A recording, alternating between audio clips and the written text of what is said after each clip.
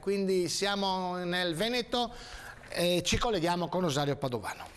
Grazie, ben trovati dalla redazione veneta di TPN. Abbiamo invitato Daniele Estival, consigliere regionale della Lega Nord, perché c'è grande fibrillazione nel Portogruarese, non solo dal punto di vista politico. La situazione dell'ospedale di Portogruaro è sotto gli occhi di tutti, consigliere. Sì, ci sono gli aspetti positivi che vengono dall'azione che sta facendo la Regione del Veneto nel fare gli investimenti in Portogruaro, nonostante le cassandre della sinistra durante la campagna elettorale. La campagna elettorale è finita, la risonanza magnetica ad esempio è partita ormai, quindi investimenti sicuri e certi su Portogruaro che continuano a esserci. Continua a esserci invece il malumore dei cittadini quando arrivano all'ospedale di Portogruaro, che si trovano ormai invasi in tutti i parcheggi da diversi personaggi di colore extracomunitari che inopportunano soprattutto le persone anziane e i vigili che evidentemente non hanno tempo di seguire queste cose, ma magari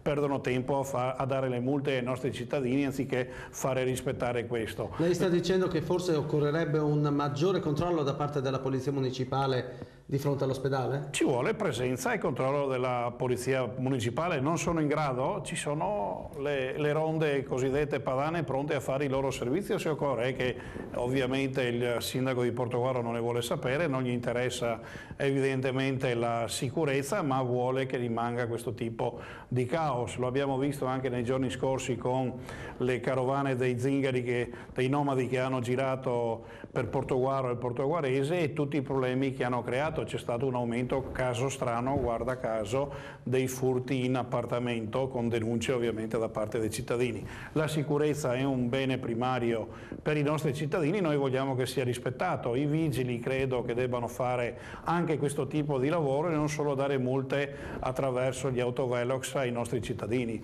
per cui c'è bisogno di attenzione di più da parte di questa amministrazione di Portogruaro in particolare. Ammesso che l'amministrazione duri, consigliere Estival. Ma speriamo che da quel punto di vista il commissario prefettizio può fare meglio il lavoro che sta facendo ricordiamo appunto che è in corso il Consiglio Comunale a Portogruaro, c'è grande fibrillazione. Ringraziamo Daniele Estival, consigliere regionale della Lega Nord, alla linea alla redazione centrale. Grazie.